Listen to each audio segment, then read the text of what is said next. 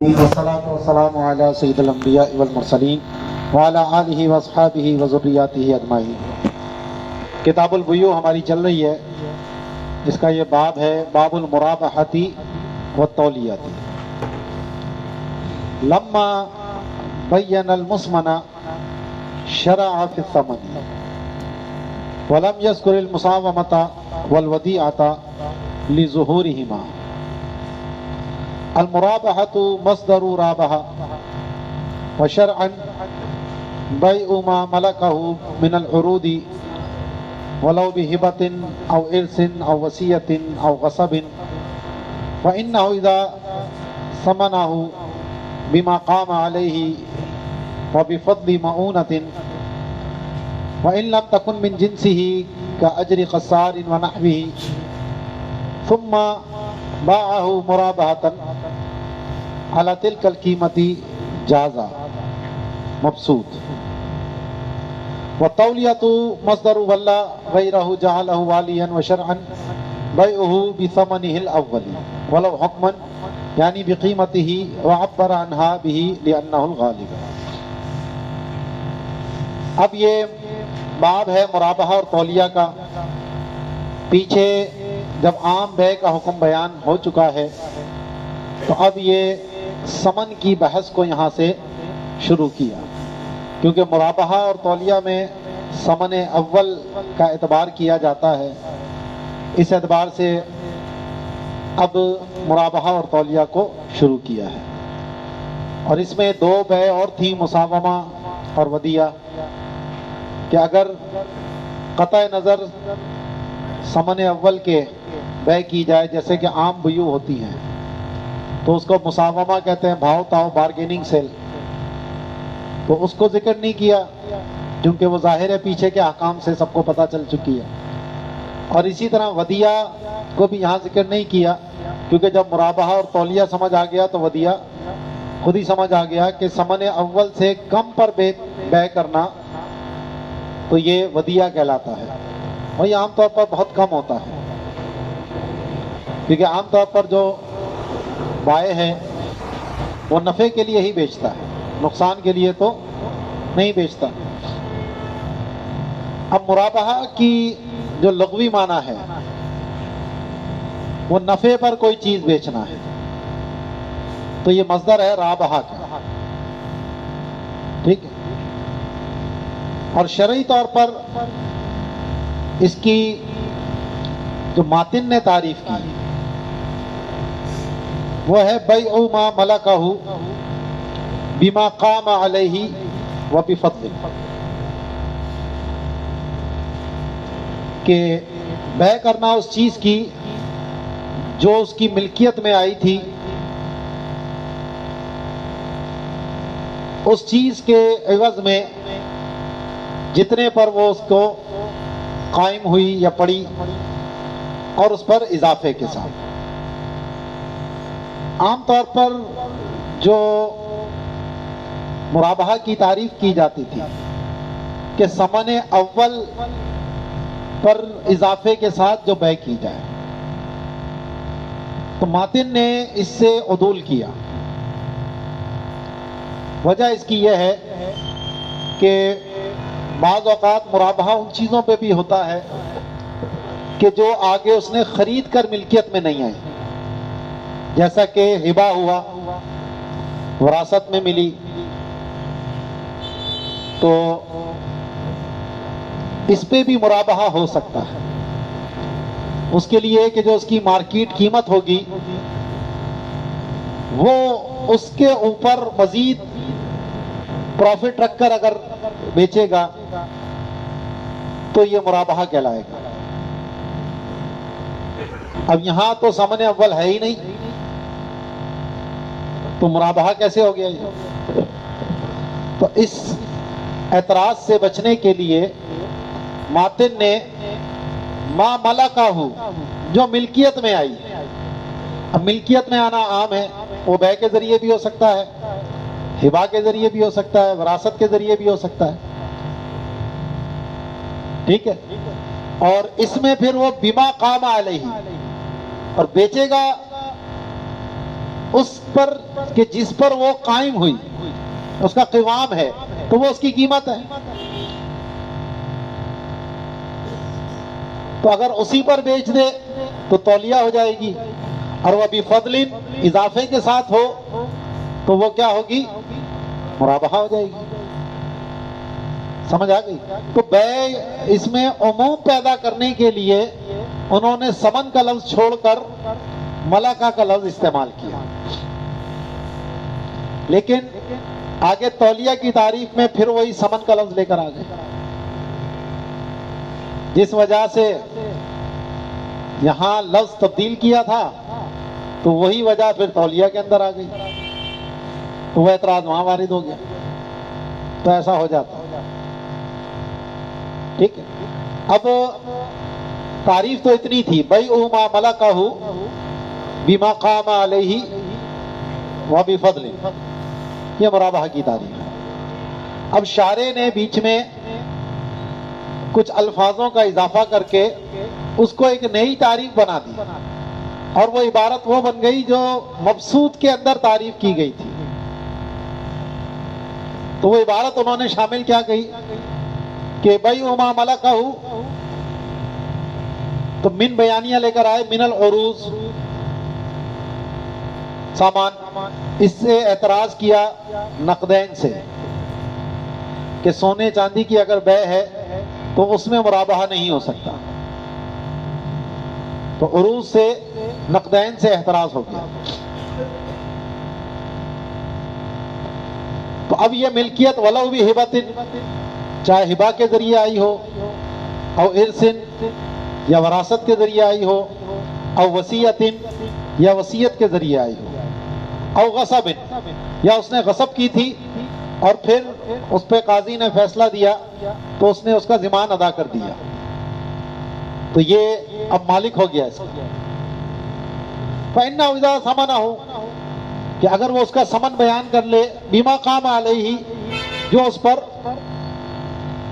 جو اس کو پڑی ہے، وہ بفضل معونۃ، اور جو اس پہ خرچہ کیا اس نے وہ بھی اس میں شامل کر لے، اگرچہ وہ اس کی جنس میں سے نہ ہو، یعنی مبی کی جنس میں سے نہ ہو. کا اجرت قصار، جیسا کہ کپڑا خریدا تھا، میلا تھا، اس کو اس نے پھر دھوبی سے دھلوایا. جیسے عام طور پر یہ لنڈا کے کپڑے جو ہوتے ہیں، پرانے کپڑے آتے ہیں، تو اس کو دھو دھلا کر استری وغیرہ کر کے وہ نیا بنا کر بیچ رہے ہوتے ہیں. جس حالت میں وہ آئے ہوئے ہوتے ہیں اس حالت میں تو کوئی بھی نہیں خریدے گا.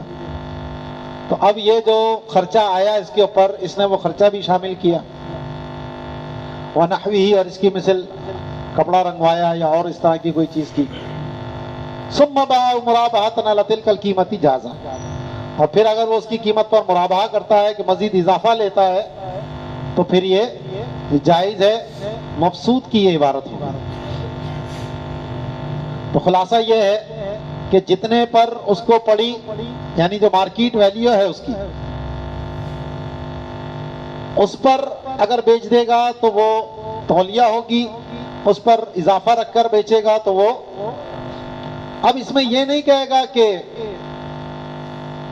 میں نے اتنے کی خریدی ہے اگر وراثت میں یا ہبہ میں اس کو ملی ہے وہ، کیونکہ تو جھوٹ ہو جائے گا. بلکہ کیا کہے گا، بھائی اس کی قیمت اتنی ہے اور میں اتنے پیسے اوپر لوں گا،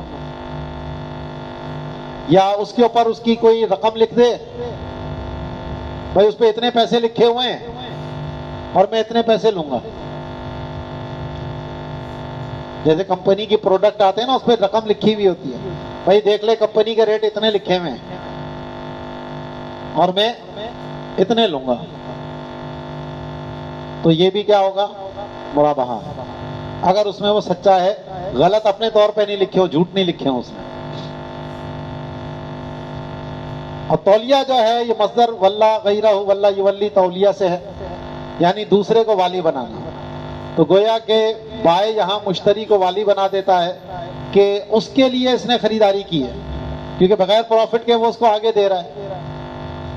اور شرعی طور پر بیع کرنا ثمن اول کے ساتھ، اگرچہ وہ حکمن ہو، یعنی اس کی قیمت کے بدلے. تو یہ حکمن کہہ کر انہوں نے یہ وراثت، ارث اور ہبا کو شامل کر لیا، اور انہوں نے تعبیر ثمن اول کے ثمر کے ساتھ ہی کی، کیونکہ عام طور پر وہی غالب ہوتا ہے۔ اب یہ شارع نے ماتن کی طرف سے عذر پیش کیا کہ پیچھے تو انہوں نے عدول کر لیا تھا بیما ملکہ ہو کہہ کر، اور یہاں پھر یہ ثمن اول لے کر آ گئے، تو اس کی عذر یہ پیش کیا کہ ماتن نے یہاں تعبیر اس کے ساتھ ہی کر دی، ثمن کے ساتھ، کیونکہ عام طور پر وہی غالب ہوتا ہے، ارث ہبا والی صورتیں کم ہوتی ہیں۔ وشرط صحتها كون العوض مثليا او قيميا مملوكا للمشتري وكون الربح شيئا معلوما ولو قيميا مشارا اليه كهذا الثوب لانتفاء الجهالة حتى لو باعه بربح 11 أي العشرة ب11 لم يجوز إلا أن يعلم بالثمن في المجلس فيخير شر مجمع للعين۔ اب مرابحہ کے صحیح ہونے کی شرط یہ ہے کہ جو پہلا عوض جس کے بدلے میں اس نے یہ مبی حاصل کی تھی وہ مثلی ہونا چاہیے۔ مثلا یہ گلاس ہے، میں نے راجہ صاحب سے خریدا 100 روپے کا، تو اب یہ 100 روپے مثلی چیز ہے، تو میں جو اس کا مالک بنا 100 روپے کے عوض میں بنا، اور آگے اب میں خان صاحب سے اس کی بیع کرتا ہوں مرابحہ، تو میں کہوں گا 100 کی مجھے پڑی ہے یا 100 کی میں نے خریدی ہے، اور میں اس پہ 10 روپے اضافہ لوں گا آپ سے، تو یہ مرابحہ ہے، کیونکہ مثلی چیز کے اوپر اضافہ پتہ چل جائے گا کہ کتنے کی تھی اور کتنا اضافہ، کتنا پروفٹ لیا جا رہا ہے۔ قیمتی چیز کے بدلے اگر میں نے یہ چیز خریدی ہوتی تو پھر اس میں مرابحہ نہیں ہو سکتا۔ میں نے اپنا کوئی استعمالی جوتا دیا تھا ان کو اور اس کے بدلے میں ایک گلاس خریدا، تو وہ جوتا کتنے کا ہے کچھ بھی ہو سکتی ہے اس کی قیمت، تو وہ ایک ظن اور تخمین کے ذریعے ہوگی، تو اس میں مرابحہ نہیں ہو سکتا۔ ہاں اس کی ایک صورت یہ ہے کہ جس قیمتی چیز کے بدلے میں اس مبی کو حاصل کیا دوسرے مشتری کے پاس وہ چیز پہنچ گئی تو اب مرابحہ ہو سکتا ہے۔ مثلا وہ جوتے میں نے راجہ کو بیچے، راجہ نے خان صاحب کو بیچ دیے، اب خان صاحب مجھ سے یہ گلاس خریدنا چاہ رہے ہیں، پہلے راجہ سے میری بیع ہوئی گلاس کی، کس کے بدلے؟ جوتوں کے بدلے، اب وہ جوتے راجہ نے بیچ دیے خان صاحب، اب خان صاحب مجھ سے یہ گلاس خریدنا چاہ رہے ہیں، تو میں اس کی بیع مرابحہ کرتا ہوں، خان صاحب یہ جو جوتے تھے نا یہ ان کے بدلے میں نے گلاس لیا ہے اور مزید آپ سے میں 50 روپے اوپر لوں گا، تو یہ مرابحہ درست ہے۔ اب یہاں جو ثمن اول تھا وہ قیمتی تھا، لیکن کیونکہ مشتری کے پاس وہ پہلے سے موجود ہے تو اسے پتا ہے اس نے کتنے کی لی ہے اور اس پہ کتنا پروفٹ لیا جا رہا ہے، اس لیے فرماتے ہیں او قیمیا مملوکا للمشتری، کہ جو عوض اول تھا وہ قیمتی تھا لیکن مالک ہے اس کا کون؟ مشتری، یعنی مشتری ثانی۔ اور دوسری شرط یہ ہے کہ نفع جو ہے وہ شے معلوم ہونی چاہیے، چاہے وہ مثلی چیز ہو یا قیمتی چیز ہو۔ مثلی چیز ہے تو جیسے 10 روپے 15 روپے بتا دیا، اور اگر قیمتی چیز ہے تو پھر اس کی طرف اشارہ کرنا کافی ہے۔ وَلَوْ قِيمِيًّا مُشَارًا إِلَيْهِ كَهَذَا الثَّوْبِ، ٹھیک ہے جی، میں نے ان سے 100 روپے کا خریدا،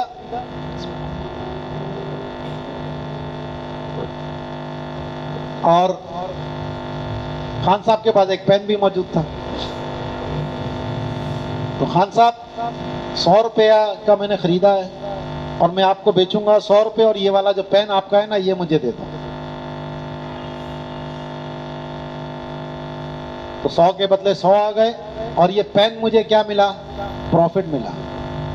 تو یہ نفع کیا ہے؟ ربح معلوم ہے، کیونکہ اشارہ کر دیا میں نے. سمجھ آ گئی بات؟ تو نفع کیا ہونا چاہیے؟ وہ شیئن معلوماً، مثلی بھی ہو سکتا ہے اور قیمی بھی ہو سکتا ہے، لیکن قیمی کے لیے کیا ضروری ہے؟ مشار الیہ. جیسا کہ حاضر ثوب لانتفاع الجہالتی، کیونکہ اشارے سے جہالت کیا ہو گئی؟ دور ہو گئی. لیکن اگر اس جب ثمن قیمی ہو رہا ہے اس میں اگر دہ یاز دہ سے بیچا پرسنٹیج کے حساب سے کہ بھئی یہ گلاس کے بدلے میں نے جوتے کے بدلے یہ گلاس لیا تھا اور اب میں آپ سے 10% نفع اوپر لوں گا، تو 10% تو تب ہوگا پتا ہے کہ جب اس کی قیمت پتا ہوگی، اور اس کی قیمت کیا ہے؟ وہ ظن اور تخمین سے آئے گی. جوتے کی قیمت تو نہیں معلوم، قیمتی چیز کے بدلے ایک میں نے گلاس خریدا تھا. تو یہاں پر اگر قیمی ثمن قیمی چیز ہے تو پھر 10 کے ساتھ یعنی 10 کے بدلے 11 10% پہ بیع کرنا یہ جائز نہیں ہوگا. ہاں اگر مثلی چیز ہے کہ بھئی یہ گلاس میں نے خان صاحب 100 روپے کا خریدا ہے اور 10% پروفٹ پہ آپ کو دوں گا، تو مطلب 110 کا دوں گا. بھائی 100 روپے پہ 10% نفع کتنا ہوگا؟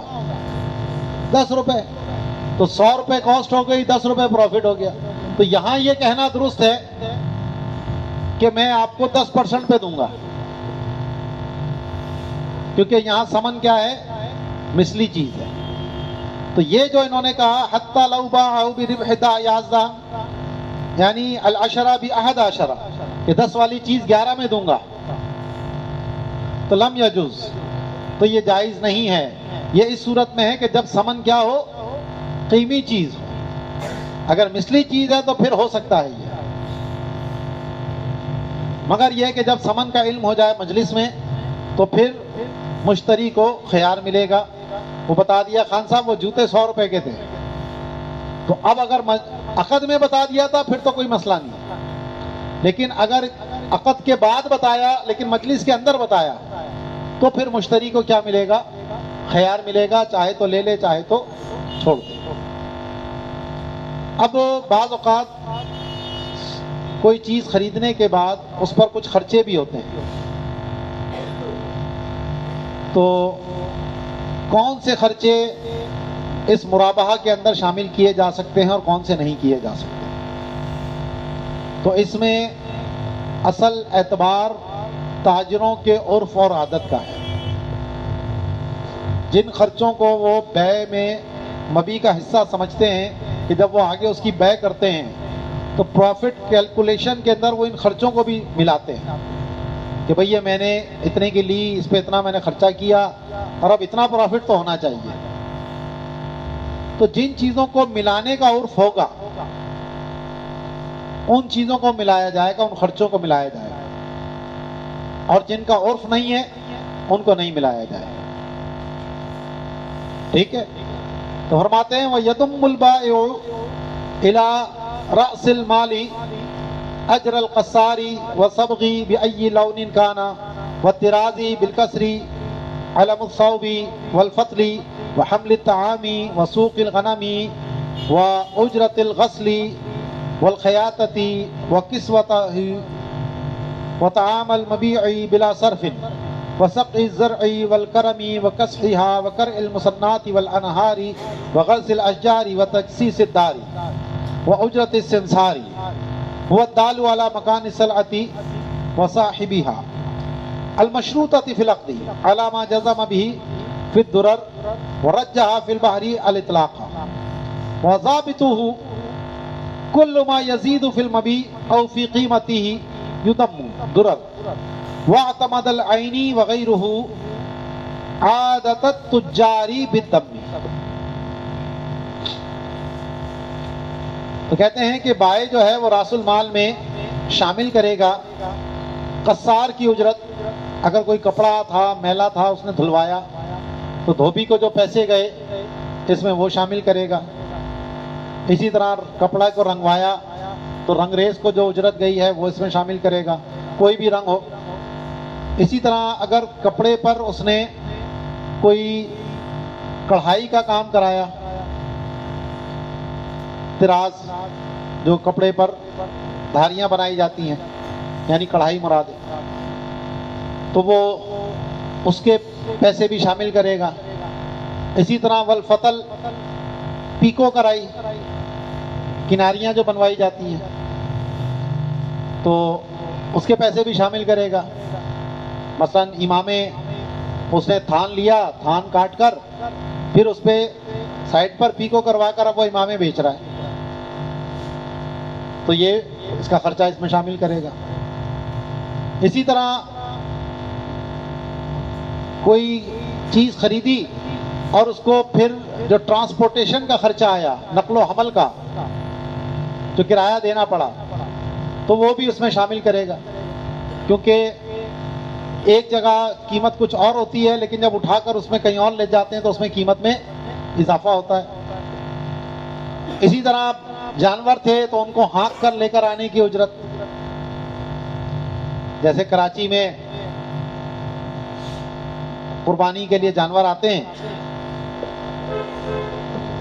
اب تو خیر گاڑیوں پہ لے کر آتے ہیں, اور قریب کے ہوں کوئی چلا کے لے کر آ رہا ہے اور بندے کو پھر وہ پیسے دینے پڑے تو وہ پیسے بھی اس میں شامل کرے گا. اسی طرح دھلائی کی اجرت اور سلائی کی اجرت, کوئی غلام وغیرہ تھا اس کو کپڑے وپڑے پہنائے تو اس کا خرچہ. اسی طرح مبی کو کھلایا, جانور خریدے تھے اس کو چارہ وارہ دیا تو یہ خرچہ بھی ظاہر اس میں شامل ہوگا بغیر کسی اسراف کے. اسی طرح کھیتی تھی اس کو پانی وغیرہ لگایا اس کا خرچہ, اور باغ تھا اس کو پانی لگوایا, ایسے ہی اس کی صفائی کروائی,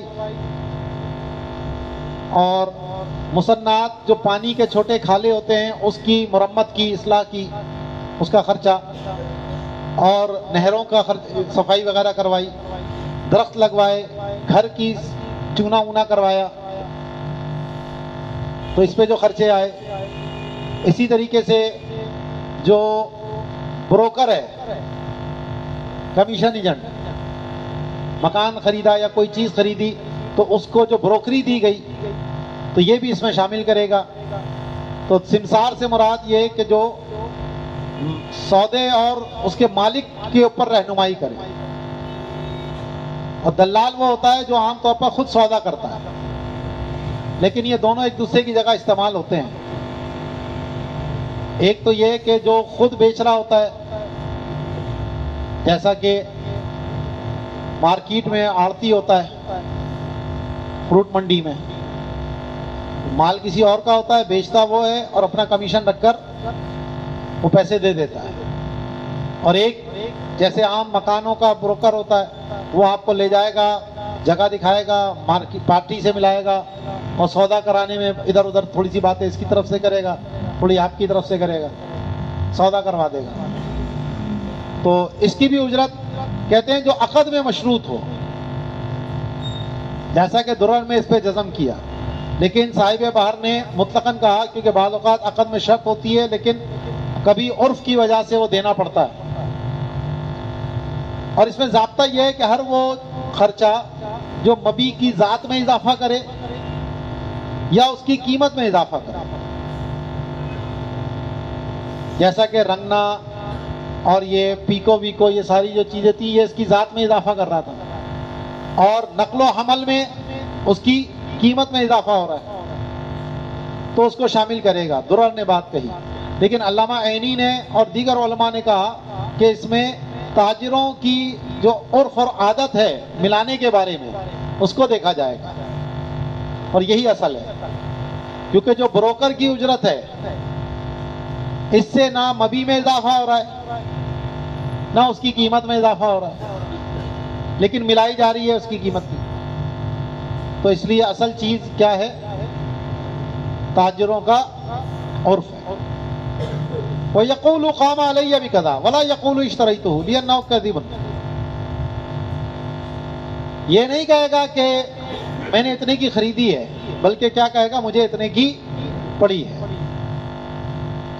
وَكَذَا إِذَا قَوَّمَ الْمَوْرُوثَ وَنَحْوَهُ أَوْ بَاعَ بِرَقْمِهِ لَوْ صَادِقًا فِي الرَّقْمِ فَتْحٌ قَدِيرٌ. اسی طرح اگر وراثت میں یا ہبہ میں اس کو کوئی چیز ملی تھی اور وہ اس کی قیمت لگاتا ہے مارکیٹ کی جو ہے، اور اس کے اوپر پھر اضافہ کر کے بیچتا ہے، تو یہ بھی جائز ہے. اس میں بھی یہ نہیں کہے گا کہ میں نے خریدی ہے، بلکہ کہے گا مجھے اتنے کی پڑی ہے، اس کی قیمت اتنی ہے بھائی، یوں کہے گا. اسی طرح اگر وہ کوئی اس پر رقم لکھتا ہے، کوئی عدد لکھتا ہے اور کہتا ہے بھائی اس پہ تو اتنے روپے لکھے ہوئے ہیں اور میں اتنے پیسے کی تجھ سے لوں گا، تو اگر وہ لکھے ہونے میں سچا ہے، غلط بیانی نہیں کی اس نے، تو پھر یہ بھی مرابحہ جائز ہے. لا يضم اجر الطبیب والمعلم. اگر جانور تھا، بیمار ہو گیا اور ڈاکٹر کا خرچہ اٹھانا پڑا اس کو، یا پہلے غلام ہوا کرتے تھے ان کو لکھنا پڑھنا سکھایا یا کوئی اور فن سکھایا ان کو، تو اس کی اگر کوئی اجرت دینی پڑی ہے تو کہہ رہے ہیں کہ وہ اس میں شامل نہیں کرے گا. وَلَوْ لِلْعِلْمِ وَالشِّعْرِ. اگرچہ وہ علم سکھایا ہو یا کوئی شعر و شاعری سکھائی ہو. کہتے ہیں فِيهِ مَا فِيهِ وَلِذَا عَلَّلَهُ فِي الْمَبْسُوطِ بِعَدْمِ الْعُرْفِ. تو اس میں وہی اعتراض ہے جو ہو رہا ہے، اور اسی لیے اس کی علت جو مبسوط میں بیان کی وہ یہ کہ یہ ملانے پر عرف نہیں ہے. تو اس کا مطلب ہے کہ اگر اس پر عرف ہو جائے تو پھر یہ شامل کیے جائیں گے، کیونکہ اصل مدار ان معاملات میں کس پر ہے؟ عرف پر ہے. تو عرف کا جاننا بہت ضروری ہے اس میں. وَالدَّلَالَةِ وَالرَّاعِي. اسی طرح راستہ بتانے کی، اس کو کوئی پیسے ویسے دینے پڑے، یا راعی کی، چرواہے کو، تو ان کے خرچے بھی شامل نہیں کرے گا. لیکن یہ بھی بات وہی ہے کہ جب اس پہ عرف نہ ہو. وَلَا نَفْقَةِ نَفْسِهِ. اب آنے جانے میں جو خود اپنا کھایا پیا اس نے، یہ بھی شامل نہیں کرے گا. وَلَا اجر عمل بنفسه او تطوع به متطوع. اسی طرح کسی دوسرے نے کام کر دیا مفت میں، تو اب یہ نہیں کہے گا کہ یار یہ اگر پیسے دے کے کراتا تو اتنے کا کام ہوتا، یہ شامل نہیں کرے گا. یا خود ہی کام کر لیا، یہ پیچھے کپڑا خود ہی دھو لیا، کہتا دھوبی سے دھلواؤں گا 100 روپے لے گا، چل میں خود ہی دھو لیتا ہوں، تو اب یہ 100 روپے شامل نہیں کر سکتا. اچھا، یہ اپنے خرچے کی جو بات ہے، آج ہمارا عرف یہ ہے کہ اس کو شامل کیا جاتا ہے. کوئی بندہ گیا کراچی سے ملتان، جانور خرید کر کراچی لا کر بیچ رہا ہے، تو یہ جو آنے جانے میں خرچہ ہوا، جو وہاں رہنے میں خرچہ ہوا، جو کھانے پینے کا خرچہ ہوا، یہ سب اس پہ کاؤنٹ ہوتے ہیں. اتنے کے جانور آئے، اتنا خرچہ ہوا، اتنے راستے میں کرایہ لگا، اتنا جو ہے پولیس والوں کو رشوت دینی پڑی، اتنا جو ہے وہ منڈی سے باہر نکالتے ہوئے وہ پرچی انہوں نے کاٹی، یہ سارے خرچے اس میں شامل ہوتے ہیں. ٹھیک ہے جی. تو اصل اعتبار عرفی کا ہے. وَجُعْلُ الْعَابِقِ. جعل العابق. اسی طریقے سے اگر غلام تھا بھاگ گیا، یا کوئی جانور تھا وہ بھاگ گیا، یا کوئی ڈاکومنٹ بعض اوقات کسی کے چوری ہو گئے یا گم جاتے ہیں، تو یہ انعام رکھتا ہے کہ جو لا کر دے گا اس کو اتنا انعام دیا جائے گا. تو اب یہ جو انعام اس نے دیا تو یہ بھی اس کو ثمن میں شامل نہیں کرے گا. ٹھیک ہے. وَقَرَائِے بَيْتِ الْحِفْظِ بِخِلَافِ أُجْرَةِ الْمَخْزَنِ فَإِنَّهَا تُضَمُّ कमा सर्रहु बिही व कअन्नहु लिल उर्फी व इल्ला फला फर्का यज़हरु ततब्बर।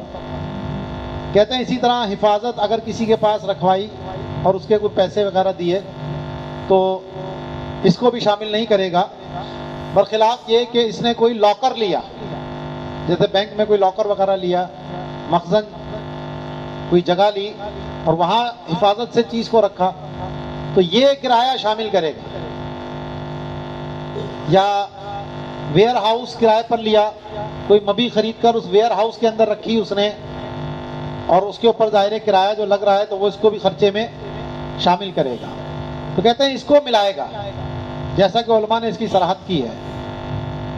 वकान्नहु लिल उर्फी, तो हिफ्ज की उजरत ना मिलाना और मखजन की उजरत मिलाना तो गोया कि ये उर्फ की वजह से है, वरना दोनों में कोई फर्क जाहिर नहीं हो रहा। किसी बंदे के पास रखवाई तब भी उस चीज की हिफाजत है, किसी जगह पर रखी तब भी उस चीज की हिफाजत है। तो असल एतबार इसमें किस चीज का है? उर्फ का है। वमा युखज़ु फी तरीक़ि मिन ज़ुल्मि इल्ला इज़ा जरतिल आदतु बिदम्मिही हाज़ा हुवल अस्लु कमा अलिमता फलयकुनिल मुअव्वलु अलैहि कमा युफीदुहु कलामुल कमाली।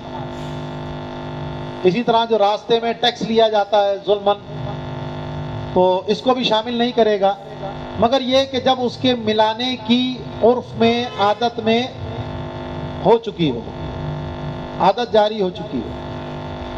और आपको पता है कि यही असल है और इसी के ऊपर तावील है, जैसा कि अल्लामा इब्न हम्माम का कलाम भी इसी का फ़ायदा देता है। तो ये टैक्स वगैरह या ये जो भत्ता वगैरह भी अगर कोई है, बाज़ औक़ात गवर्नमेंट को कुछ नहीं जा रहा, लेकिन जो वहाँ मंडी वाले होते हैं वहाँ उन्होंने पर्चियाँ लगाई हुई होती हैं, एक एक जानवर पे हजार रुपए की पर्ची, उसके बगैर निकलने नहीं देंगे वो, तो अब वो देने पड़ेंगे भाई। तो ये भी खर्चा शामिल होगा इसमें। समझ आ गई? कौन से खर्चे मिलाए जाएंगे? जिस पर जो एक तो बराह रास्त खर्चा हुआ, खुद से अगर इसने काम कर लिया तो ये नहीं है कि भाई किसी और से करवाता तो इतने का खर्चा होता, ये नहीं मिलाएगा। दूसरा कि जिसके मिलाने पर उर्फ हो। अब ये गया और वहां जाकर चला हैदराबाद गया हूँ जानवर खरीदने, चल यार वो डॉक्टर को भी दिखाना था तो चल वो डॉक्टर को भी दिखा दूँ, चल वो जरा बहन भी रहती है उसके घर भी होके आ जाऊँ। अब वो ये सारे घूम फिर के आके खर्चे उस पर डाल रहा है, तो ये थोड़ी होगा।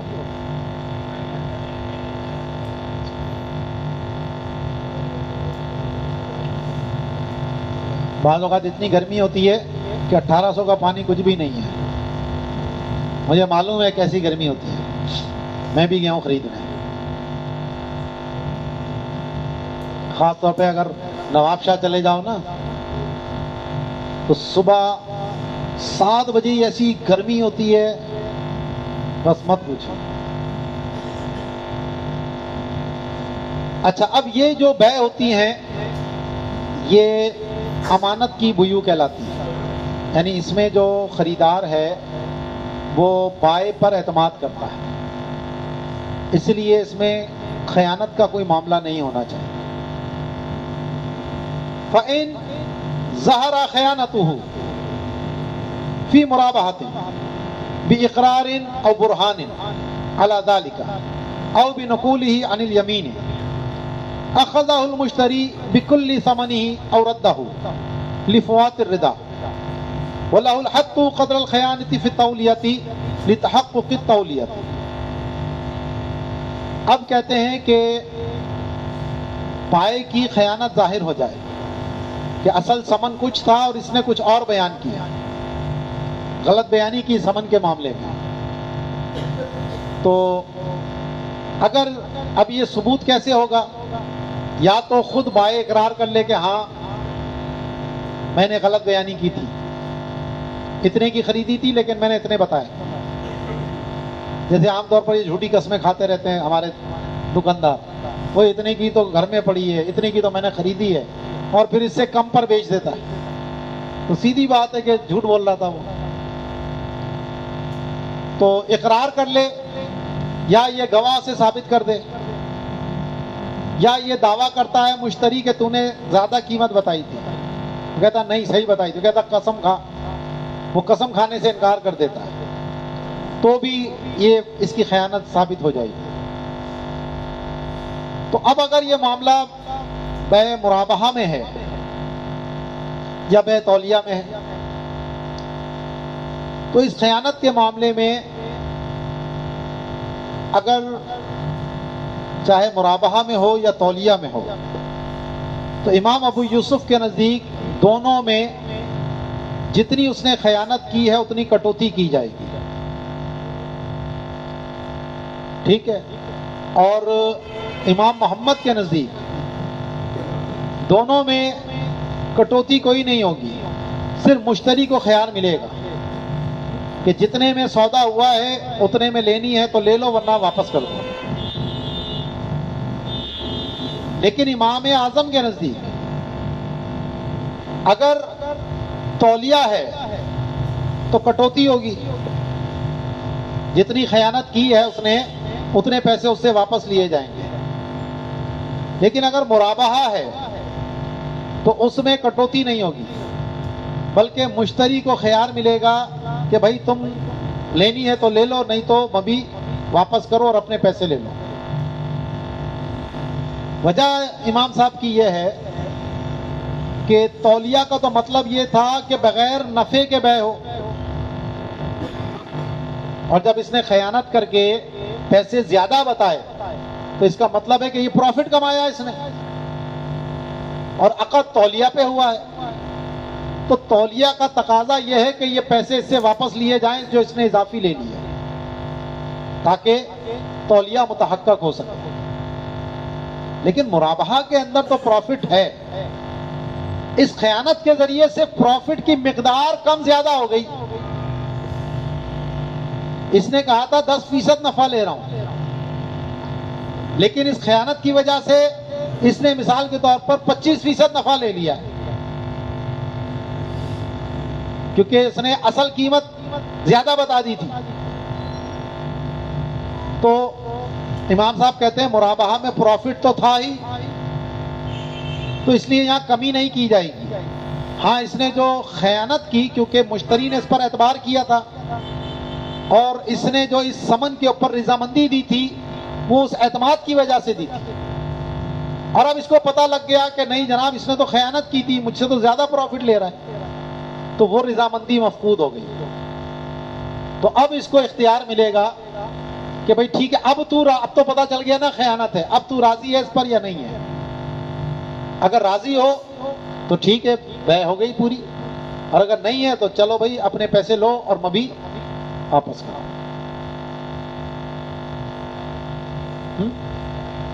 اس کا ہوگا یہ خیار تغریر، ٹھیک ہے،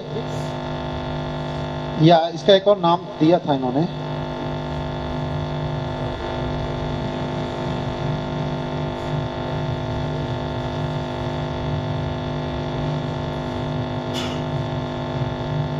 ہاں خیار تغریر ہی ہے یہ۔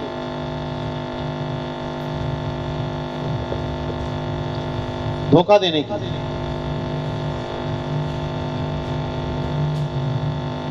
تو فرماتے ہیں کہ اگر اس کی خیانت ظاہر ہو گئی مرابحہ میں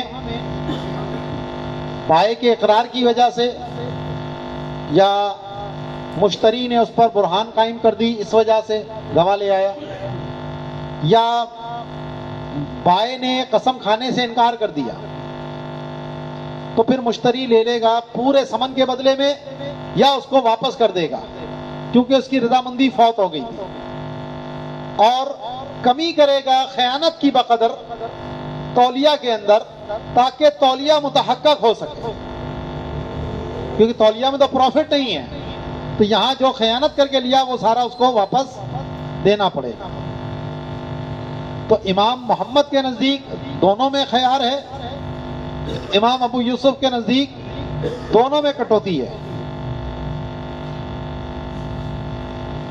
وَلَوْ هَلَكَ الْمَبِيعُ أَوْ اسْتَهْلَكَهُ فِي الْمُرَابَحَةِ قَبْلَ رَدِّهِ أَوْ حَدَثَ بِهِ مَا يَمْنَعُ مِنْهُ مِنَ الرَّدِّ لَزِمَهُ بِجَمِيعِ الثَّمَنِ الْمُسَمَّى وسقط خياره. اب کیونکہ مرابحہ کے اندر مشتری کو خیار تھا خیانت اگر ظاہر ہو جائے کہ چاہے تو مبی واپس کرو اور اپنے پیسے لے لو یا چاہے تو راضی ہو جاؤ، لیکن اگر وہ مبی ہی ہلاک ہو گئی یا اس مبی میں کوئی ایسا عیب پیدا ہو گیا کہ جس سے اب وہ مبی واپس نہیں کی جا سکتا، تو اب یہاں پر اس کا خیار ساقط ہو جائے گا اور مشتری کو کوئی پیسے وغیرہ کچھ بھی نہیں ملیں گے، کیونکہ یہ جو خیار تغریر تھا یہ صرف ایک رضامندی والا معاملہ تھا، اس میں کوئی مبی کا جز فوت نہیں ہو رہا، جیسا کہ خیار عیب کے اندر ہوتا ہے۔ تو یہاں کیونکہ صرف ایک خیار تھا کہ چاہو تو واپس کر دو چاہو تو راضی ہو جاؤ، تو اب اگر واپس کرنے کی صورت ہی ختم ہو گئی تو پھر تو بیع کیا ہو گئی، لازم ہو گئی، اور اس کو پورا سمن جو دیا ہے بس وہی معاملہ طے ہو گیا ہے۔ تو فرماتے ہیں اگر مبی ہلاک ہو گئی یعنی خود بخود اب استحلقہ ہو یا اس نے خود ہلاک کی، خرچ کر دی مرابحہ کے اندر، اس کو رد کرنے سے پہلے یا اس میں کوئی ایسا عیب پیدا ہو گیا کہ جو رد کو منع کر دے، تو پورا سمن لازم ہو جائے گا جو طے ہوا تھا عقد میں، اور اس کا خیار ساقط ہو جائے گا۔ وقدمنا انه لو وجد المولى بالمبيع عيبا ثم حدث آخر لم يرجع بالنقصان، اور کہتے ہیں یہ خیار عیب میں ہم پیچھے بیان کر چکے ہیں کہ بیع تولیہ کے اندر اگر مشتری نے کوئی عیب پایا مبی کے اندر اور پھر اس مشتری کے پاس ایک اور عیب پیدا ہو گیا تو اب نقصان واپس نہیں لے سکتا،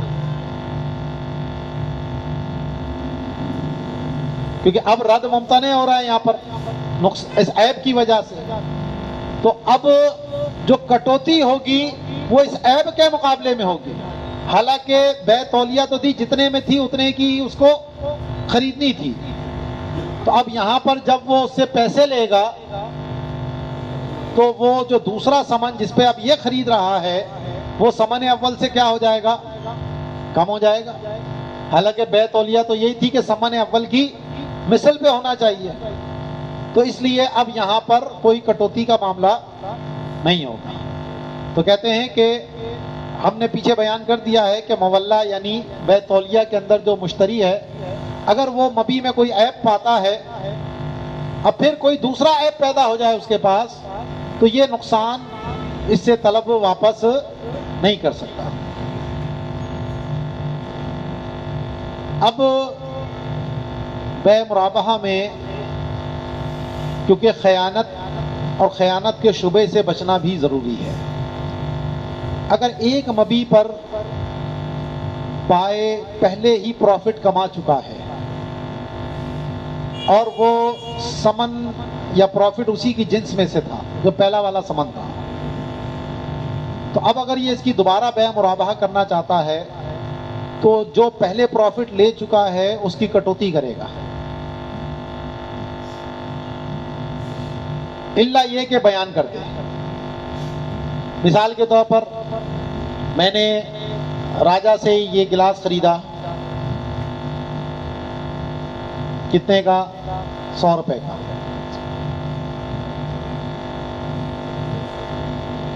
خان صاحب نے مجھ سے کہا گلاس مجھے بیچ دیں استاد جی، میں نے کہا ٹھیک ہے 150 روپے کا دوں گا، 100 کا میں نے خریدا ہے، 50 روپے پروفٹ لوں گا۔ خان صاحب نے کہا ٹھیک ہے، خرید لیا، پیسے دے دیے، پھر ان کو پسند نہیں آیا، کیا معاملہ ہوا؟ تو کہا استاد جی یہ گلاس آپ مجھ سے واپس خرید لیں۔ میں نے کہا ٹھیک ہے 100 روپے کا خریدوں گا۔ میں نے کہا ٹھیک ہے 100 روپے دو۔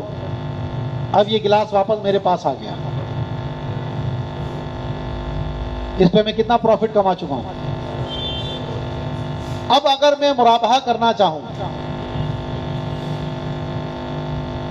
یہ اسامہ نام ہے نا.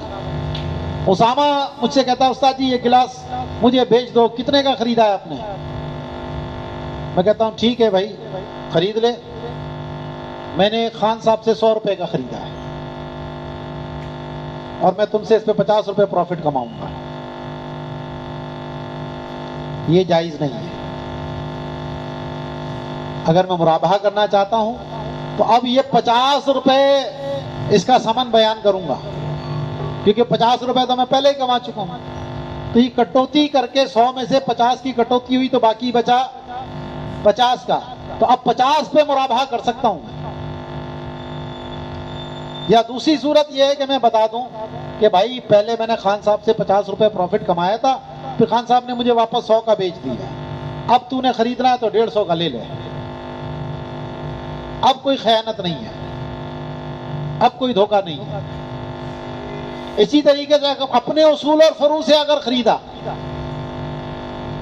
یا میاں بیوی نے خریدا اور یہاں پروفٹ کا کوئی معاملہ کیا, شوہر نے 100 روپے کا خرید کر بیوی کو 150 کا بیچ دیا اور 150 کا خرید کر بیوی نے واپس شوہر کو 100 کا بیچ دیا, تو سمجھ آئی؟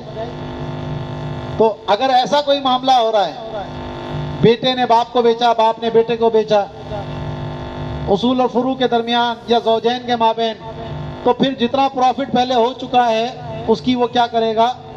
کٹوتی کرے گا. سمجھے؟ تو یہ جو لطیفہ مشہور ہے گھر میں اتنے کی پڑی ہے, اللہ کی قسم اتنے کی پڑی ہے, تو یہ ہیلے نہیں چلیں گے. ٹھیک ہے. تو کہتے ہیں کہ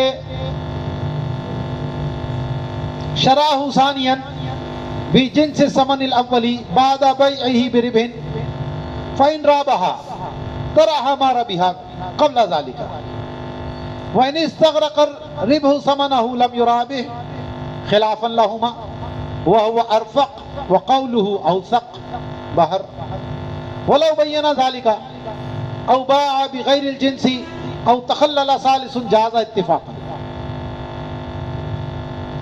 کہتے ہیں کہ دوبارہ اس نے خریدا پہلے ثمن اول کی جنس کے بدلے میں, اس کو نفع کے ساتھ بے کرنے کے بعد, جیسے میں نے خرید کر خان صاحب کو بیچا نفع پر, تو فَإِن رَابَحَ, اب اگر میں اسامہ سے مرابحہ کرنا چاہتا ہوں تو تَرَحَ مَا رَبِحَ قَبْلَ ذَلِكَ, تو جو پہلے نفع حاصل کر چکا ہوں اس کی کٹوتی کرنی ہوگی.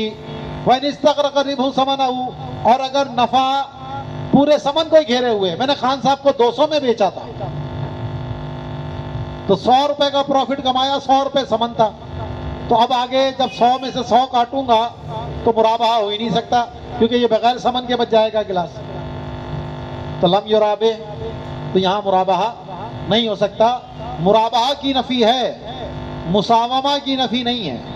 میں مطلقاً یہ بتائے بغیر کہ بھئی پہلے کتنے کا خریدا, کتنا پروفٹ لے رہا ہوں, اگر اس سے قطع نظر کر کے میں جتنے مرضی کا بیچ دوں دوبارہ. یہاں صرف گفتگو ہو رہی ہے مرابحہ کے اندر. خلاف لہما, صاحبین کہتے ہیں کہ جناب اس میں یہ بتانے کی یا کٹوتی کرنے کی کوئی ضرورت نہیں ہے, کیونکہ ثمن اول تو وہی ہے جتنے پر اس نے خریدا ہے. تو پہلے اگر کوئی پروفٹ کمایا ہے تو اس کو بتانے کا ضرورت نہیں ہے. تو صاحبین کے قول میں نرمی زیادہ ہے, لیکن امام اعظم کے قول میں احتیاط زیادہ ہے, تو اس لیے فتویٰ جو ہے وہ امام صاحب کے قول پر ہے.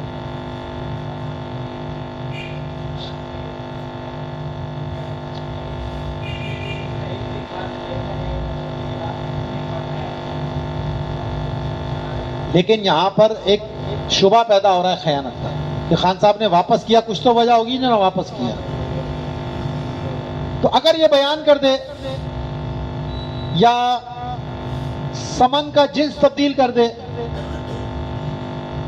یا بیچ میں تیسرا بندہ آ جائے, میں نے خان صاحب کو بیچا, خان صاحب نے زید کو بیچا, زید سے میں نے خرید لیا, تو پھر اس میں مجھے بتانے کی ضرورت نہیں ہے, کیونکہ میں نے جو خان صاحب سے پروفٹ لیا تھا وہ الگ ہے اور میں نے اب ان سے خریدا ہے. تو پھر بالاتفاق یہ جائز ہے. ٹھیک ہے جی. رابحہ ایجاز ان یبیع مرابحۃ لغیرہ سید شرع من مکاتبہ او مازونہ ولو مستغرق دینہ لرغبتہ فاعتبار هذا القید لتحقق الشراء فغیر المدیون بالاولی علی ما شرع المازون كعکسہ نفیا للتہمۃ وكذا كل من لا تقبل شهادته له كأصله وفرعه ولو بين ذلك رابح على شراء نفسه ابن الکمال۔ اب یہی مسئلہ آیا کہ اپنے غلام سے خریدا عبد معزون سے، تو اب غلام نے خریدا تھا 100 کا، اپنے آقا کو بیچ دیا 150 کا، تو پروفٹ کتنا کمایا غلام نے؟ 50 کا۔ تو اب یہ 50 جو ہیں یہ کس کے پاس جانے ہیں؟ اسی آقا کے پاس ہی تو جانے ہیں۔ تو اب یہ آقا مرابحہ کتنے پہ کرے گا؟ 100 پہ کرے گا، 150 پہ کرے گا؟ 100 پہ کرے گا۔ اگرچہ غلام سے اس نے 150 کا خریدا، لیکن در حقیقت یہ 50 کا پروفٹ اسی کا ہی تو ہے۔ ایسے ہی آقا نے 100 روپے کا گلاس خریدا، اپنے غلام کو 150 کا بیچ دیا، تو اب غلام صاحب آگے مرابحہ کتنے پہ کریں گے؟ 100 پہ کریں گے۔ سمجھ آئی؟ اور جو حکم یہ غلام کا ہے وہی حکم مکاتب کا بھی ہے، کیونکہ مکاتب کے بعد جو کچھ بھی ہے وہ بھی واپس آقا کے پاس ہی آنا ہے۔ اور اسی طرح اصول اور فروع اور زوجیت کا بھی میں نے آپ کو پیچھے بتا دیا۔ تو کہتے ہیں رابحہ یعنی جائز ہے کہ مرابحہ کرے دوسرے سے آقا جس نے خریداری کی ہو اپنے مکاتب سے، اپنے معزوم سے، اگرچہ اس کا دین اس کی گردن کو گھیرے ہوئے ہو۔ اس قید کا اعتبار اس لیے ہے تاکہ خریداری متحقق ہو سکے، ورنہ آقا اور غلام تو اصل ایک ہی چیز ہے۔ تو غیر مدیون تو بدرجہ اولا ہے، تو مرابحہ کرے گا علی ما شرع المازون، اس خریداری پر جتنے میں معزون نے خریدا تھا، کا عکسی ہی جیسا کہ اس کا برعکس ہو، یعنی آقا غلام کو بیچے اور غلام آگے پھر مرابحہ کرے، نفیاً للتہمۃ۔ اور اسی طرح ہر اس شخص کا حکم ہے کہ جس کی شہادت اس کے حق میں قبول نہ ہو، جیسا کہ اس کے اصول اور اس کے فرع، اور اگر اس کو بیان کر دے کہ بھئی میں نے اپنے غلام سے خریدا ہے اتنے کا، تو پھر تو یہ جائز ہے، تو پھر اپنی خریداری کے جو پیسے ہیں اسی کے اوپر وہ مرابحہ کر سکتا ہے، کیونکہ اب یہاں تہمت کی نفی ہو گئی ہے، اس نے جب بیان کر دیا ہے تو۔ وَلَوْ كَانَ مُدَارِبًا مَعَهُ عَشْرَةٌ بِالنِّصْفِ اشترى بها ثوبا وباعه من رب المال ب15 باع الثوب مرابحة رب المال ب12 ونصف لأن نصف الربح ملكه۔ اب میں نے اسامہ کو دیے تھے 50,000 روپے اور پروفٹ آدھا آدھا طے ہوا، ٹھیک ہے؟ تو اب انہوں نے اس 50,000 روپے سے ایک موٹر سائیکل خرید لیا، صحیح ہے؟ اور وہ موٹر سائیکل میں نے کہا یار اسامہ یہ تو مجھے ہی 60,000 کی بیچ دے، میں نے 60,000 کی موٹر سائیکل لے لی، تو حقیقت میں یہ مجھے کتنے کی پڑی موٹر سائیکل؟ 55,000 کی، کیونکہ جب آدھا آدھا پروفٹ تھا تو 10,000 کا پروفٹ ہوا اس میں، تو 10,000 میں سے 5,000 اسامہ کے ہو گئے، 5,000 میرے پاس آئے، تو وہ تو میرے ہی ہیں۔ تو اب 50,000 ایک اور 5,000 اور دیے میں نے، تو اب مرابحہ میں 60,000 پہ نہیں کروں گا بلکہ 55,000 پہ کروں گا، جو اپنا حصے کا پروفٹ ہے اس کو کٹوتی کروں گا۔ سمجھ آ گئی بات؟ ایسے ہی اگر 50,000 مرابحہ کو دیے میں نے اسامہ کو، اور اسامہ کو کہا یار تو یہ میری موٹر سائیکل 50,000 میں خرید لے، 50,000 والی موٹر سائیکل 40,000 والی میں نے 50,000 کی دے دی، تو اب اگر یہ مرابحہ آگے کرے گا تو یہاں پہ بھی کٹوتی کر کے جو پروفٹ کمایا جا چکا ہے وہ کٹوتی کرے گا اس میں۔ تو فرماتے ہیں کہ مضارب تھا، اس کے پاس 10 درہم تھے اور آدھا آدھا پروفٹ طے ہوا تھا، اس نے اس 10 درہم کا ایک کپڑا خریدا جو رب المال کو بیچ دیا 15 درہم کا، تو اب وہ رب المال اس کپڑے کی بے مرابحہ کرے گا 12.5 درہم کے بدلے میں، کیونکہ آدھا نفع جو ہے وہ تو خود اس کی ملکیت تھا. وقضا عکسہ، اسی طرح اس کے برعکس کا معاملہ ہے کہ مضارب نے رب المال سے خریدا تو اس میں بھی جو پروفٹ اس کو اپنا ملے گا وہ اس کی کٹوتی کرے گا. کما سیجیء فی بابہ وتحقیقہ فی النہر، اور اس کی تفصیل جو ہے وہ نہر الفائق میں ہے. تو اس کی بہت ساری صورتیں ہیں جو نیچے علامہ شامی نے بیان کی ہیں، جو عام طور پر اتنی استعمال نہیں ہوتی ہیں. ویسے ہی اگر علمی طور پر دیکھنا ہو تو وہاں پر اس کو آپ دیکھ سکتے ہیں. باقی انشاءاللہ یہاں سے کل اس کو مزید دیکھیں گے. وما علینا الا البلاغ المبین. ٹھیک ہے جی، اب باقی کتنے صفحے رہ گئے ہیں؟ 5 صفحے.